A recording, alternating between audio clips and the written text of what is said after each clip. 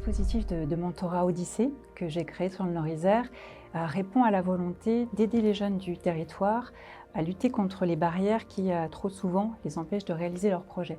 Ces barrières, elles sont de différentes natures. Ça peut être l'absence de conseils et de soutien par la famille, la difficulté de la mobilité géographique, qui est réelle sur ce territoire malgré les nombreux moyens de communication, et puis aussi l'absence de personnes dans son entourage qui ont réalisé des études supérieures ou qui ont un métier qualifié, donc la difficulté à se projeter sur autre chose. Cette autocensure, elle est encore très courante, à la fois parmi les jeunes en zone rurale, mais aussi en quartier politique de la ville. Il y a une phrase qui nous a guidés quand on a construit ce dispositif, une phrase que moi j'entends depuis plus de 30 ans, parce que je suis née ici, c'est « ce n'est pas pour moi ». Et c'est cette phrase contre laquelle nous avons voulu lutter avec ce projet qui est un projet pour l'égalité des chances. Ce n'est pas pour moi, c'est une phrase que des jeunes prononcent quand ils auraient en fait envie de réaliser un projet, quand ils ont un rêve, mais qu'ils ne se sentent pas en confiance, qu'ils ne sentent pas les capacités de le réaliser, qu'ils ne s'autorisent pas à réaliser leurs rêves et leurs projets. Donc on a voulu, avec ce dispositif, lutter contre cette autocensure qui marque donc beaucoup de jeunes encore aujourd'hui. Et nous nous sommes donc tournés vers l'Éducation nationale qui tout de suite a souhaité s'y associer. Et donc 3 collèges nous ont rejoints, 2 collèges en zone rurale, le collège Le Calou de la Tour du Pin, le collège François Ravier de Morestel, et puis un collège en quartier politique de la ville, le collège François Truffaut de l'île d'Abo. Le fil conducteur de ce dispositif de mentorat, c'est de s'appuyer sur l'une des forces de ce territoire, c'est-à-dire la grande diversité des entreprises. Nous avons la chance en Nord-Isère d'avoir beaucoup d'entreprises dans des domaines très divers. Et 4 d'entre elles ont très rapidement accepté de s'engager avec nous dans ce dispositif. L'entreprise, donc le groupe Serge Ferrari à la Tour du Pin, le groupe Simon Vicat, la maison François Cholat et également la centrale EDF de Crémalville. Et toutes les 4 ont proposé à leurs salariés d'avoir ce rôle de mentor auprès de jeunes collégiens. Donc nous sommes partis sur un petit nombre de jeunes, on a une trentaine à peu près. L'objectif c'était d'avoir 10 jeunes par collège, des collégiens de 4e puis ensuite de 3e, pour les accompagner jusqu'au stage en entreprise et leur permettre d'avoir une relation privilégiée avec les salariés, qu'ils puissent partager ensemble leur parcours professionnel, leur parcours d'études, mais aussi tout simplement leur passion, leur centre d'intérêt au quotidien, et avoir par cette relation privilégiée un soutien, des conseils, une possibilité en fait, de s'ouvrir sur d'autres choses et surtout de se donner la chance et la confiance pour avancer dans leur projet. Et les salariés d'entreprises qui se sont engagés ont très vite ont trouvé leur rôle auprès des jeunes et nous ont dit, c'était une des grandes fiertés, que ça donnait beaucoup de sens à la fois à leur travail mais aussi à leur vie au quotidien d'avoir ce rôle auprès des jeunes. Puis il nous fallait une structure pour accompagner le projet au quotidien, pour faire le lien entre les collèges, les entreprises, les différents services de l'État aussi. Et rapidement, nous avons eu la chance d'avoir le soutien de l'AFDET, qui n'intervenait jusqu'à présent pas beaucoup en Nord-Isère, mais qui a eu envie de se lancer avec nous dans ce projet. Donc, très vite, nous nous sommes aperçus qu'elle partageait à la fois notre ambition et notre vision des choses.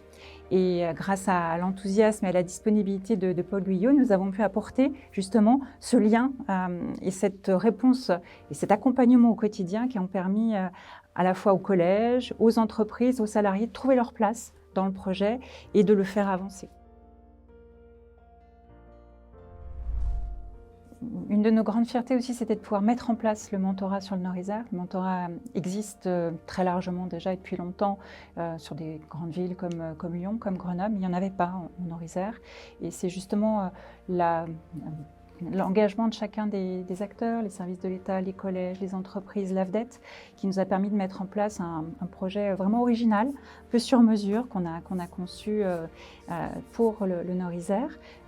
On a défini d'ailleurs nos principes dans une charte du mentorat pour bien dire à chacun comment ça fonctionnait, quel était le rôle d'accompagnement de l'AFDET, la responsabilité des collèges, comment s'engageaient les entreprises, quel était le rôle des salariés mentors.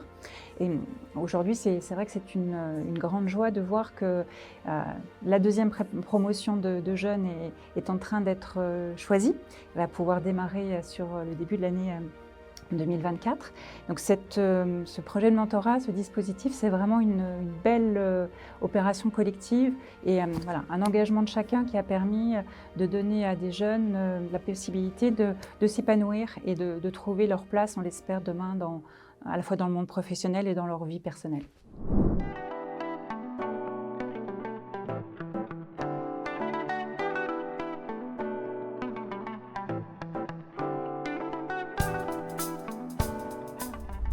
Je pense que l'accompagnement de l'AFDET dans le cadre du projet Odyssée peut se décliner en quelques points.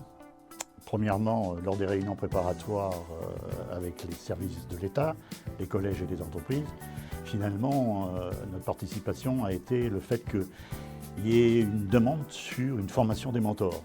Donc à partir de là, l'AFDET a élaboré, et j'ai élaboré, un module de formation d'une demi-journée pour l'ensemble des mentors du projet.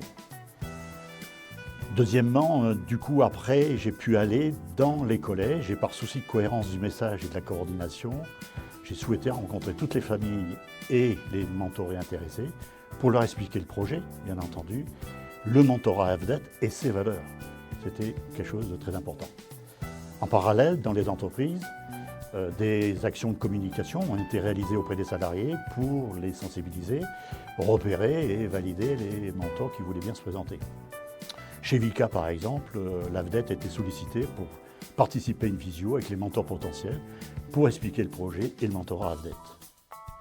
Une fois les mentors repérés et validés par les entreprises, j'ai pu donc faire la formation au sein des entreprises de l'ensemble des mentors, un module de formation d'une demi-journée, 2 séances de 10 à 15 personnes sur l'ensemble des entreprises.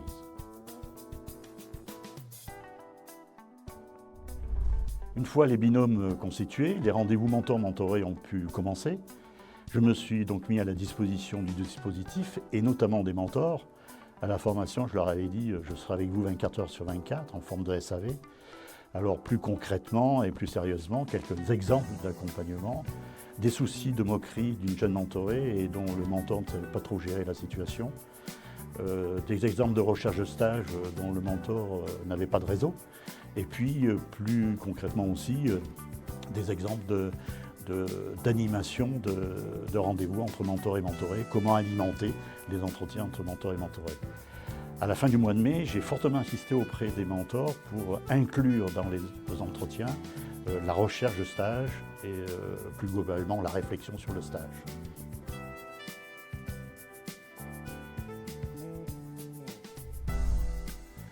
Autre point clé, je pense, de la réussite de la coordination de l'AFDET, c'est la collaboration directe avec Madame la sous-préfète, Madame Gadou, qui a été pour moi fondamentale parce que c'était pour moi un moyen véritablement de travail efficace avec l'ensemble des acteurs. Alors quelques exemples, élaboration des ordres du jour des réunions de pilotage, co-animation, le calendrier des points d'étape, des rendez-vous avec Madame Gadou au téléphone très réguliers, et puis pour finir peut-être la participation à la rencontre avec des prestataires potentiels pour l'animation de certains temps collectifs qui faisaient partie du dispositif et qui, je pense, est une des originalités de ce dispositif. Et bien pour terminer, justement, à propos de ces temps collectifs, j'ai pris en charge l'organisation de ces temps collectifs. On peut les citer rapidement. Les ateliers AFDET Code en entreprise, élargis à l'ensemble des élèves des classes de 4e des 3 collèges. Nous sommes suffisamment nombreux à la section Isère pour venir faire ces animations en parallèle. La visite du Groupama Stadium, lieu emblématique de la région et de ses métiers. ponctué le soir par la remise des diplômes de mentorat aux mentors et aux mentorés, en présence de leur famille, des collèges, des entreprises, dans les jardins de la sous-préfecture, un joli moment collectif. Et puis tout dernièrement, des ateliers expression de soi, connaissance de soi, qu'on a voulu caler juste après les vacances scolaires de la Toussaint, pour aider les jeunes à bien se préparer, à partir en stage. Les premiers partent début décembre en stage, donc c'était nécessaire de le faire juste à ce moment-là.